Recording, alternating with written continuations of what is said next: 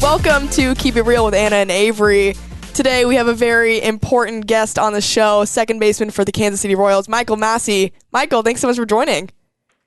I don't know if important is the right word, Anna, but thank you guys for having me on. Of course. Well, you're down in Surprise, Arizona for spring training. Michael, what's the day-to-day like right now for you guys? Just kind of getting into the flow and getting back on a routine. We're getting in like 7:30 and just kind of going through some light workouts, some light, individual defensive work, bunt plays, pop-up communication, just all the fundamental stuff. And then usually we finish our day with like live BPs. We've been doing pitcher versus hitter. So just kind of taking it easy and as we head into the first game here on Friday. More importantly, how's the weather?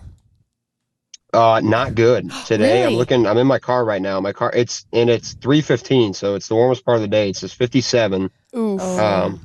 Yeah, this morning was like probably 45 and like 50-mile-an-hour winds. Oh. Yeah, and it was cloudy, so it's been inconsistent. Mm-hmm. There was a hailstorm the other night, so Has it been nice while you guys have been down there yet? not really. Like it kind of Wow. flip-flops. Like one day it's like 45 or 50, the next day 70 and sunny, and then we're right back to 50 and windy. So They're getting ready hopefully. for Yeah, Kansas I would City say weather. we're getting ready Yeah. for opening day. Yeah. You are. Oh my gosh. Yeah. Should we take some bets on the opening day weather? We're going to have snow. It could be 70 degrees. It could be 20. I feel like growing up a Kansas City fan, there'd be days where we'd have a great opening day, Mm-hmm. and then we get 3 weeks in April, snow day, Yeah. snow game. It's crazy. I mean, Michael, you know it growing up in Chicago as well. I know, Avery, you wanted to bring up some of that college life as well and the Yeah. wood bat leagues and everything like that. Yeah.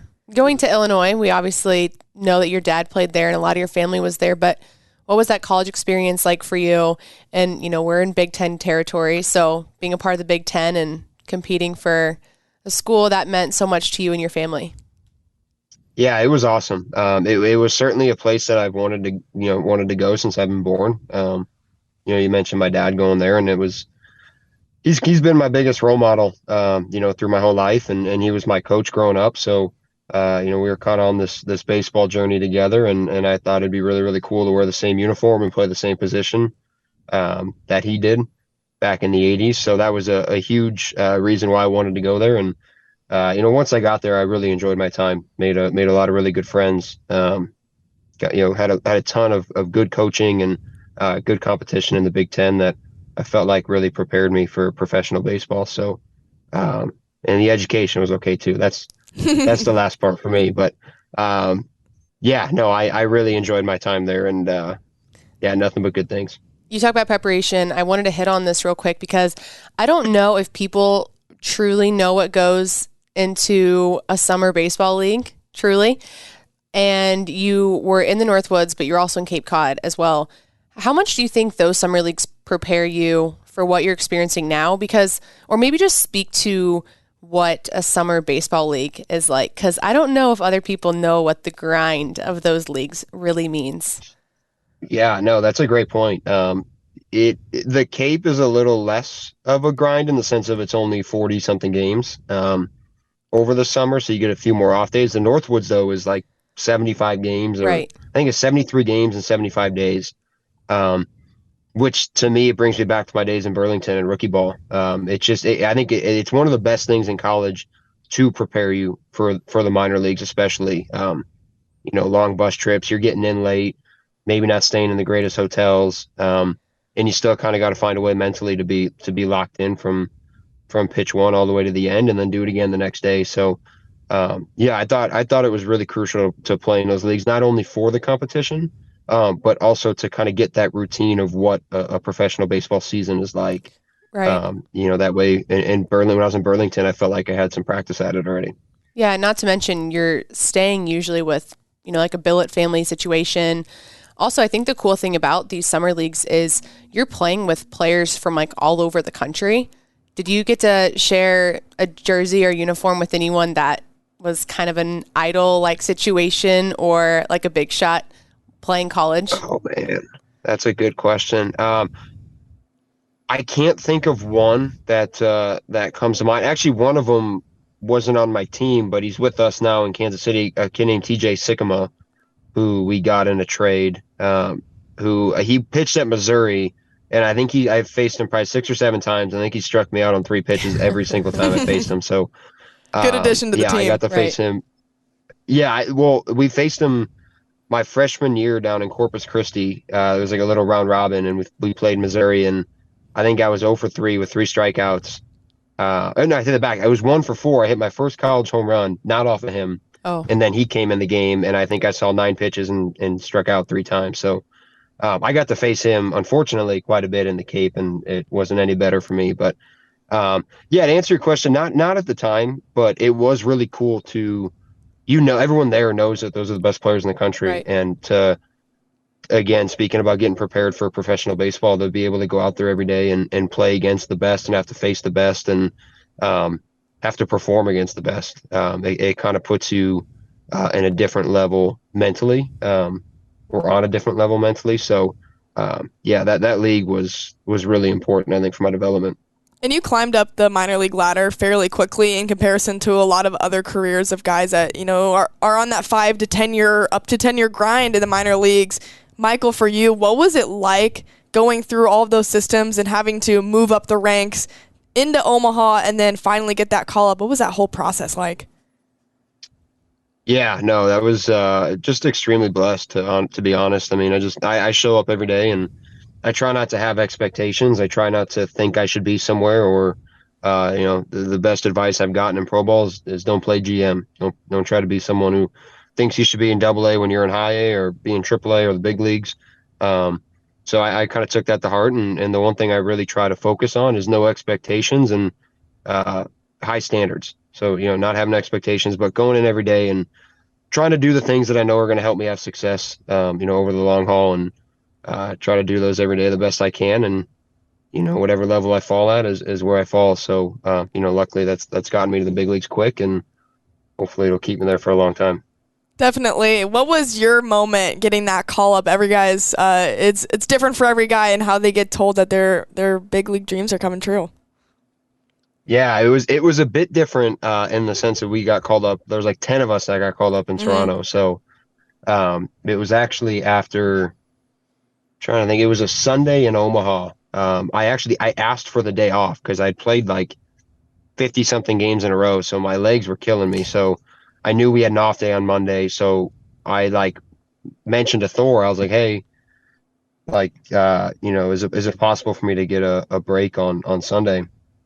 And he's like, yeah, sure, go ahead. And he called me into his office after the game, and I'm like, oh no, he's probably gonna tell me how soft I am for asking for an off day. And he was like, hey, how are those legs feeling? I'm like, yeah, they're a lot better after today. And he's like, good, they're gonna need you, on Thursday night in Toronto. So it was a cool moment for sure. Wow, something everyone dreams of growing up. So to have that in my memory bank as an actual memory is really cool. Mm-hmm. So did you hop on a flight that night? No, we actually got that. So that was Sunday. It was kind of tricky because of the COVID stuff. So the team, the Royals were playing Monday, Tuesday, Wednesday in Kansas City. So we actually, the 8 or 10 of us that got called up, drove to Kansas City on Monday and worked out at the youth academy for Monday, Tuesday, and Wednesday. And then we chartered to Toronto on Wednesday night.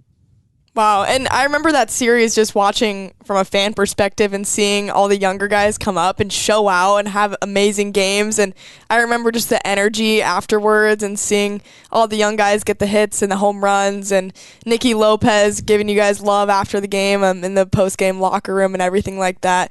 What was the rejuvenation of that team and that clubhouse once, you, Nick Prado, MJ Melendez, all of those guys started getting up to the big leagues and getting their feet wet? Nate Eaton as well. Yeah, I think it was give and take. It was like, I think the young guys brought a really good energy and an excitement to the team. And then obviously being a young guy, there's some stupidity that comes with that too, and some naiveness. So just not, I think I just made up a word, but just, having those older guys to lean on for experience as well. So I thought it was a great mix. So again, we brought the energy, and those guys kind of tamed him back and said, "Hey, we got a long season here to finish." So, but I can't say enough about the veterans on this team and kind of how they helped lead us and helped us get acclimated to the big leagues. Jumping in back to where you guys are right now, this is relatively a young team, a lot of new staff, a lot of turnover. There are some veterans you guys get to look up to, but how would you say the energy and the mojo is of this team right now, knowing it's basically a new core taking on this season? Yeah, I think just again, kind of that whole no expectation thing. I think just we know, we have guys in this clubhouse who have won World Series before. You got Sal, you got Matt Duffy's in this clubhouse, Matt Beatty's in this clubhouse, Zach Greinke's in this clubhouse. So there's a lot of guys who have been there and done that before. And I think as a young guy, just doing the best I can to see what they're doing and follow their lead and like you guys mentioned before, bring my own energy too. And at the end of the day, we're all professionals, whether you're 24 or 25 or, at the tail end of your career at 38 or 40. So, our job is to do the same thing. We're expected to go out there and win. And, we got to make sure that we're doing the things every day to take care of that. And it's a new era of Royals baseball with the new manager taking over, Matt Quatraro. What's been your first impression of him? Q definitely doesn't take himself too seriously. He's a funny guy. I think he's going to be really, really good for us. And just a good, again, you talk of that energy. I know it's kind of been redundant, but just good energy and really allows everyone to be themselves. Which I think is really, really important over a 162 game season that, the truth is going to come out eventually. So, if you can get comfortable with the guys in the clubhouse and the staff, and communicate really well, I think it's going to take care of a lot of clubhouse problems that could come up, and you get out ahead of that stuff. You say that's redundant, but I think as a Kansas City Royals fan, that's exactly what people want to hear, is that there's, a lot of energy, especially from a core of guys that you guys have spent a little bit of time, in AA or at Omaha together. Because when you think back to that 2014, 2015 team, those are the core guys that made their way up the ranks together, and Royals fans taste a little bit of success in those 2 years. And what it was based on was that energy, right? And everyone loved the youthfulness of them. How would you think, or I guess even where have you even seen that core of you guys grow, even in just the short season that you guys got to experience with the Royals last year? I think it's in our attitude and our approach to the game. In the sense of you come up and you kind of have this excuse of being a young guy. And so maybe you don't have that expectation on you from everyone that you have to perform because you're getting acclimated. And, not to say that we're veterans by any means, but I think just, again, that idea, and Q mentioned it as well, just we're all professionals. And, and I think that's been big for us young guys to hear and just say, like, we're here for a reason. And yeah, we are young and we're going to play against teams that have a lot more experience than us, but we've been playing baseball for a long time too. And so just going out there, bringing that energy, that's our edge. And just understanding that could be our edge over, maybe an older team. Maybe they got more experience, but they don't have the same energy that we have or the same camaraderie that we have. So I think just trying to find those competitive edges on a baseball field, because they're always out there. Aggie, our infield coach, has already talked about, the importance of winning one-run games, and just in how many one-run games you're in the big leagues. And so just that skill of learning how to win and learning how to play in tight games is going to be something that I think we're going to focus on a lot. And I think it's going to be really important for us to really learn how to do that. A guy I want to ask about who just never will talk about himself, Bobby Witt Jr., and just his impact on you guys. I feel like he kind of is one of the model professionals at what he does. He's a routine guy. He comes in every day. He says the same thing every single time. What have you learned from Bobby and just watching him do his thing? Exactly what you just said. He's the same guy every day. And, speaking of guys that are young but act like they're, they've been doing it for a long time, that's Bobby in a nutshell. He's fun to watch. He's fun to watch just from his talent. But again, like you said, from the way he handles his business and the way he conducts interviews, the way he, talks to guys and leads around the clubhouse. So just the little things with him, he does everything right. And he's a really good dude. He's a great player. And again, it sounds cliche. He's a great player, but he's a better guy off the field. So, and that's not a lie. That's the truth. a guy that will talk about himself, Vinny Pasquantino. You guys have some like internet beef. I know it's not real, but Joel Goldberg did an interview with you, and you said he had the worst style on the team. Vinny comes back and he's like, "Well, that's because I'm so confident in myself." What was your take on that, and how Vinny claps back all the time? Yeah, well, I told myself at the beginning of spring training that I just wasn't going to get involved this year. I wasn't going to get involved in any games. I was going to, keep my focus and stay out of it. And then, of course, Joel drags me into the interview, and he asked the $1 million question of who's the worst dressed, and it just like came out. Like it was so natural for me to say his name when that question came up. So he defended himself. I don't want to talk too much smack about him when he's not here because we'll get into I don't know it. how he's going to take that, but I will say, I mean, the bucket hat. I mean, what are we doing, girls? The bucket hat to a Waste Management Open. That's tough luck. Come on. Yeah. The bucket's back. I'm pretty Didn't sure Nikki wear one too? I'm pretty sure Nikki Lopez had one on. Yeah, but it's Nikki. Nikki looks good in anything. He's got swag. Yeah, he's got swag so for sure. To each their own. Yeah. To each their own. Nikki's got swag. Like I think Vinny, like one of his buttons, I think was like off level. You know what I'm saying? No. Like you know how you're supposed to match them up. I think one of them was off, so like the shirt at the bottom was kind of pulling up. Well, he was at Waste Management, Yeah. He was living free. Yeah. Yeah, I mean, I don't. He's probably drinking waters the whole day, but and he's a Jets fan to make matters worse. How much fun? How much fun is the off the field stuff in Arizona? I know it's a lot of work, but this is the time where that team gets to know each other and just, I think, not take things so seriously because it's a tough stretch that starts pretty soon. What keeps you guys loose and having fun down there right now? Yeah, I mean, I think I said, earlier, just being ourselves, and I think that's one of the benefits of playing with guys for so long is you just get so comfortable with them that you're not afraid to be yourself and you don't feel like you got to hide anything. So to be honest with you, what you see on the field and what you see in interviews, what you see in the clubhouse is exactly what we are if we were to go out to eat, together or hang out at somebody's house. It's natural. It's authentic. And I know that's something I'm big on. I know Vinny's big on that with his Twitter, just letting people know who he is. And I think that's a really good thing. I think it helps get fans involved. And again, like it's not fake, it's real. It's literally who he is. It's who Bobby is. There's no fake personalities that I've come across yet. So I think that's one of the coolest things about our clubhouse. Another fun guy in your clubhouse, Zach Greinke. There's so many stories that come out about this guy. I think he's hilarious, and he's such a pro at what he does, and I love that he's come back to the Royals for one more year. I mean, like, run it back, Zach. I absolutely love this. What have you learned from Zach Greinke? Does he, say much to you guys, the younger guys on the team? Like, what kind of sentiment does he pass down to all the youth? I think just how calm Zach is personally, again, I can't speak for other guys, but 162 games plus potential playoffs, plus spring training. It's a long season, and so just to kind of watch a guy who's been through it, I think this is his 19th or 20th season. So obviously he's been doing something right to be able to sustain that grind of a season for that long.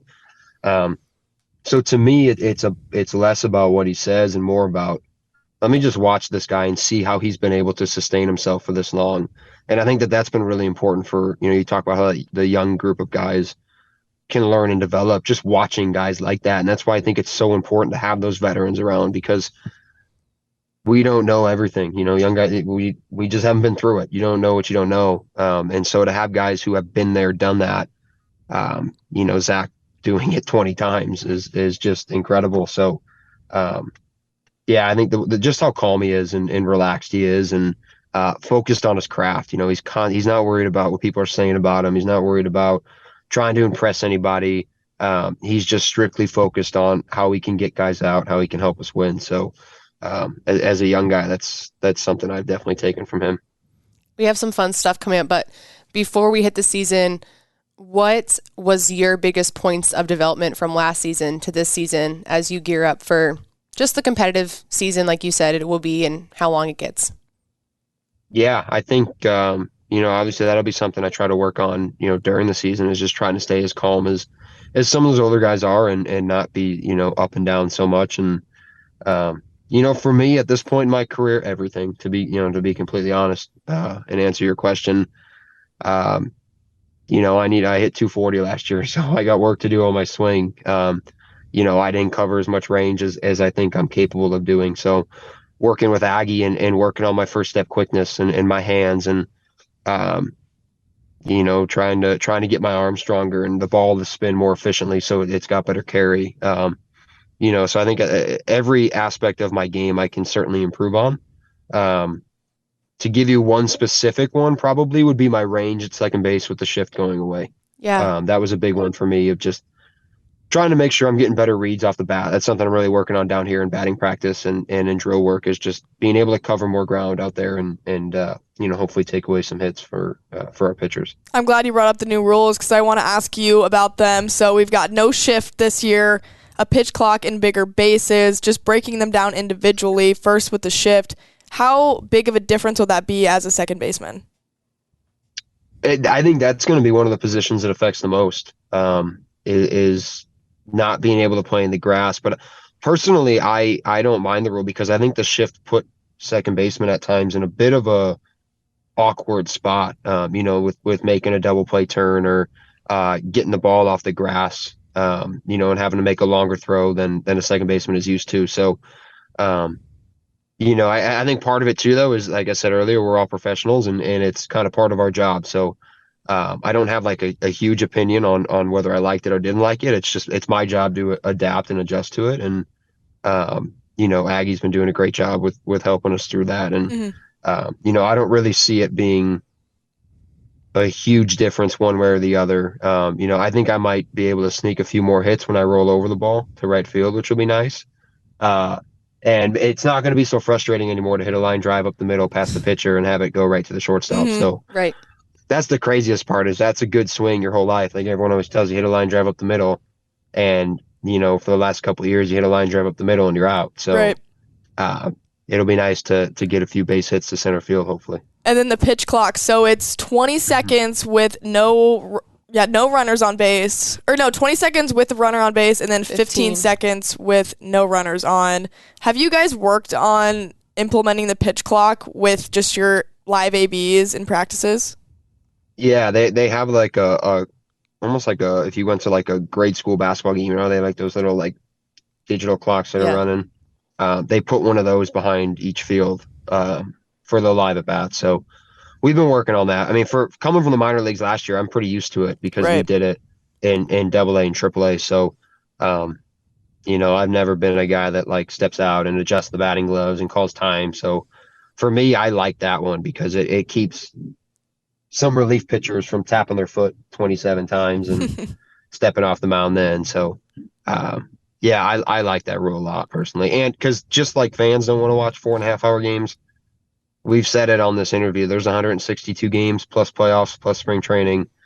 Players don't want to play 4.5 hour games. We'll do it if we have to, but I think we'd all prefer to be out of there in 3.5 hours too, just to cut down on some of that wear and tear. Right, and that's the movement with getting people and raising the awareness of MLB and how they're trying to shorten the games a little bit so we have better attendance and better viewership. The last point that they'll change this year, bigger bases. So I believe it's 15 to 18 inches now. So it's like quite a bit of a difference. What was your reaction to the bigger bases? We also saw that in the minor leagues as well, so you've gotten a taste of it.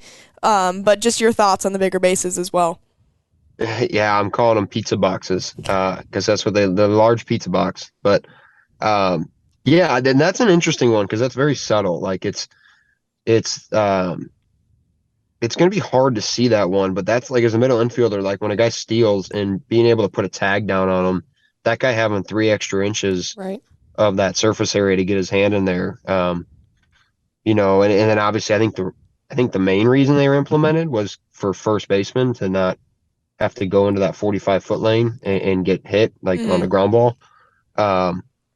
But yeah, I mean, again, as a hitter, I got more opportunities to hit a soft ground ball to the first baseman and have it hit the bag and pop over his head, which is always nice. So, that one, like I said, it's just gonna be an interesting.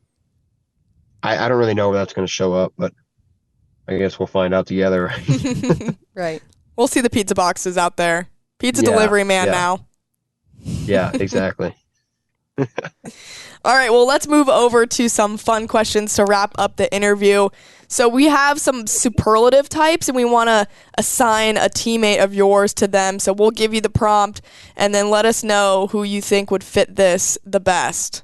Are you ready, Michael? Thank you for explaining that, because I had no idea what superlative meant, because like I said, high school Illinois superlatives? Was the last thing. It was the last thing on my mind. So you didn't get a superlative in high school? I still don't know what you're talking about, but thank you for explaining that. It's like a fun award that's not legit, you know? It's like class clown, Okay. stuff like that. That's what a superlative is. Okay. Michael Massey, learning new things on our show every day. All right. First question. If you had to pick one player on the team to give you a tattoo, who would you pick?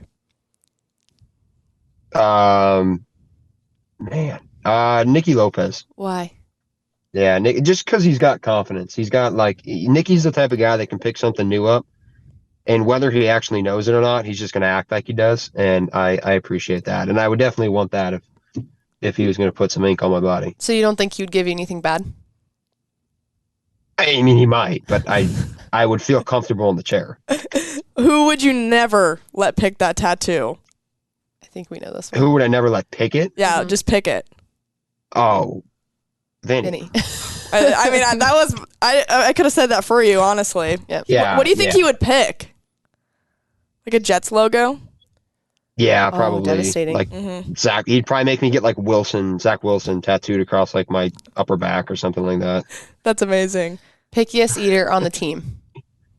Pickiest eater on the team. Drew Waters. Really? Yeah, I don't have a specific example, but I don't know. It's one of those things you just look at Drew and you go, that guy's a picky eater. Yeah. That makes sense. While we're on the food topic real quick, best place to get food in Kansas City? Graham and Dunn. Really? Yeah. Good had pick. it actually. I didn't have it during the season, but I was back for a Chiefs game and There you go. I was able to get there with my girlfriend and it was really good. Yeah, good pick. Okay, one more. Best barbecue? Kansas City Joe's. Yeah. Okay. Good fries.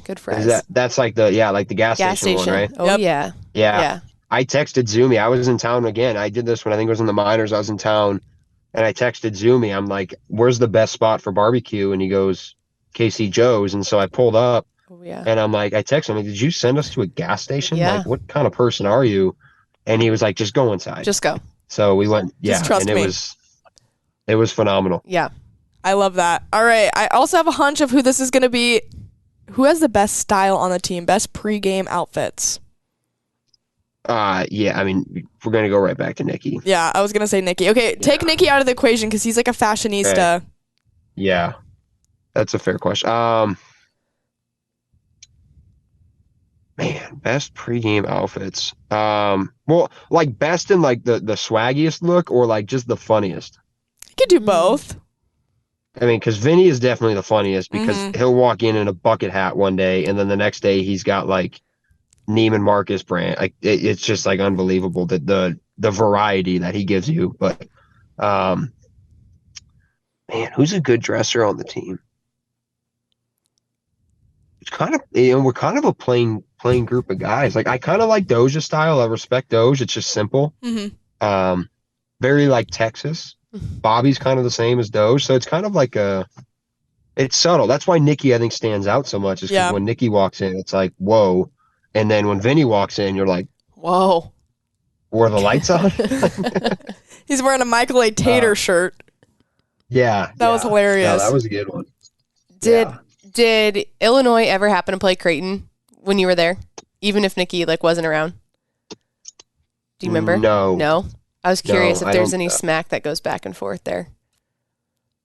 You definitely No, I played don't think Nebraska, so. though. Yeah. You probably beat Nebraska. Nikki and I get along. Yeah, Nikki and I get along very well. There's no smack talk with that. Nikki He's from Illinois, though, too. Yeah, he's from Chicago area, so we talk. We're on the same side against Vinny with the Bears. Okay, love it. Yeah. I love it. Yeah, so it's nice to kind of team up on him there. Me and Anna were discussing this before the show. Where's the first pick in the draft going for you? For the Bears. For the Bears. If you guys get number 1 or number 2. Yeah, so a few things on this. They should definitely not trade Justin Fields. Mm-hmm. Because knowing the Chicago Bears luck, they would trade Fields, he would become an MVP, and then we would have to live with not taking Mahomes and trading an MVP. Sounds about right. So they should keep Fields. Um, and I think they'll trade it back. I don't know where. Like the Colts kind of seem like an obvious one at number 4, because they need a quarterback. Um, I'm a big believer in offense, so I hope they take either a receiver or an offensive lineman. Yep. I don't think the Bears always like to build up their defense, but it's like you're never going to stop a guy like Patrick Mahomes, no matter how good your defense is. The only way you can stay in the game or potentially beat him is to keep scoring with him. Exactly. So you need an offense to be able to do that, which the Bears don't really have at the moment. So yeah, I hope they trade it back, get some picks, and then I hope they take some offensive players. Have you converted to a Chiefs fan lately? Yeah, I mean, I got to be honest on this one. I know people probably want me to lie and say I have. I haven't. Yeah, that's fair. Good for you. I got to be honest. I'm too diehard of a Bears fan. As dumb as that may sound. No. Loyal. We get it. Yeah, I am a loyal fan. So, certainly they're number 2. But yeah, I think the Bears are still right. If the Chiefs are playing, you'll root for them. But if the Bears are playing, you're going Chicago. Exactly. That's a simple way to put it. I'm a Vikings fan, Michael. So. See, I don't worry about you because I don't worry about you either. I like the Bears. I don't mind the Bears whatsoever. Do you? I just hate the Packers. I was going to say we could probably have one thing in common, and it's that we hate the Packers. But always. Don't mind the Lions. I don't mind the Bears. Just not a Packers fan, not an Aaron Rodgers fan, and we're good to go. I'll be curious to see what they do with Rodgers. Yeah, he might go to the Jets. Uh-oh. Vinny might ruin your life. That would be the worst. Back to baseball here. Best seeds flavor. Oh shoot, the Parmesan Ranch. Ooh, interesting.